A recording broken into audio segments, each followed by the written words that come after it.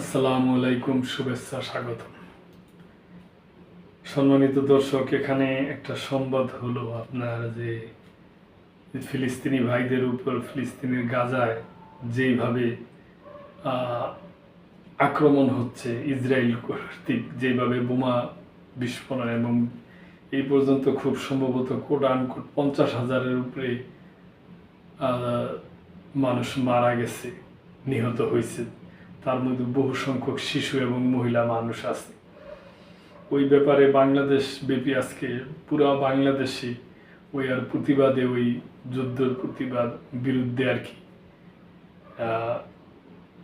বিক্ষোভ মিছিল হয়েছে।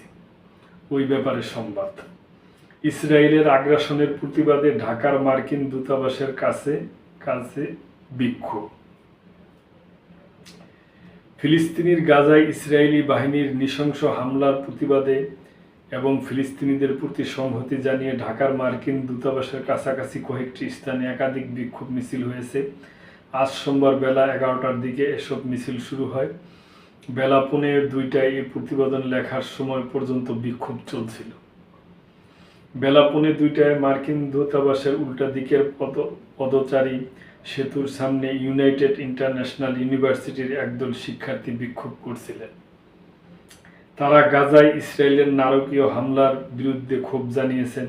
এ সময় বিক্ষোভকারীরা ফ্রি ফ্রি ফিলিস্তিন, ট্রাম্পের 2 গালে জুতা মারো তালে তালে, আমরা কারা তোমরা কারা, ফিলিস্তিন ফিলিস্তিন বলে স্লোগান দেন। এর আগে বেলা 11:30টার দিকে গুলশানে মার্কিন দূতাবাস এলাকায় মিছিল বের করেন একদল তরুণ। মার্কিন দূতাবাসের সামনে মহাসড়কে অবস্থান নেন তারা। এ সময় যানবাহন চলাচল বন্ধ হয়ে যায়। পরিস্থিতি নিয়ন্ত্রণে রাখতে মিছিলটির সামনে ছিলেন পুলিশ সদস্যরা। আজ সকাল থেকে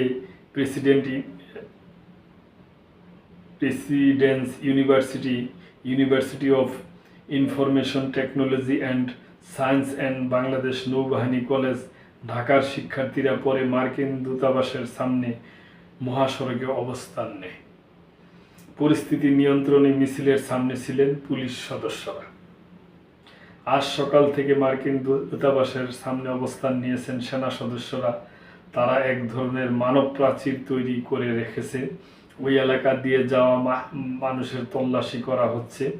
গুলশান থানার ভারপ্রাপ্ত কর্মকর্তা মাহমুদুর রহমান বেলা 1:15টার দিকে প্রথম আলোকে বলেন, সকাল 10টার দিক থেকে ভাটারা থানা এলাকায় বিক্ষোভ শুরু হয়েছে। এখনো চলছে। ছোট ছোট গ্রুপে বিক্ষোভকারীরা এসে বিক্ষোভ করছে, তারা আবার চলেও যাচ্ছে।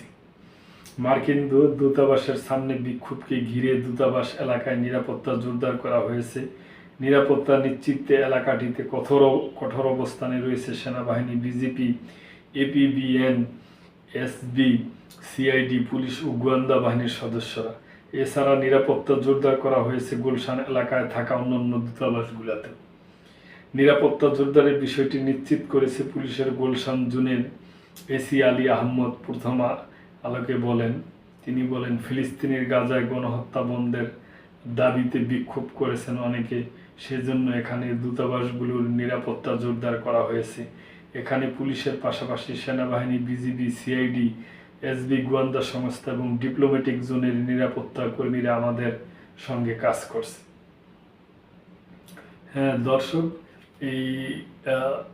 এই মিছিল, এই আন্দোলনকারীরা আমেরিকান এম্বাসির সামনে তো করছে এবং আজকে বাংলাদেশের প্রায় প্রতিটা জায়গায় বিক্ষোভ করছে। কিছু কিছু জায়গায় বড় ভাঙচুর হয়েছে, যেমন সিলেটের ওদিকে। তো সব মিলে একটা একটা বিক্ষোভ, এই যুদ্ধের বিরুদ্ধে একটা বিক্ষোভ হয়েছে। তবে এটা খুবই করুণ কাহিনী, দুঃখের ব্যাপার। এর মধ্যে যুদ্ধ,